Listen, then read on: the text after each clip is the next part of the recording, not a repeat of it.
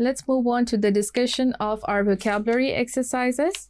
So first question related to vocabulary is, look for the meaning of the following emotive words in dictionary. Find their antonyms in an authentic thesaurus. Now write the correct word for the emotions expressed in each statement. The antonyms आप लोग खुद ढूंढेंगे. We'll do this exercise.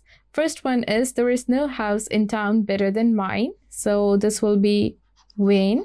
Vain का मतलब होता है मगरूर. Second word is, I can't stand talking to poor people. It will be snobbish, which means घमंडी.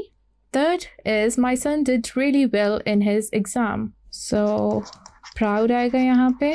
Proud का मतलब होता है पुरफखर. Fourth is, oh, my hair looks wonderful today.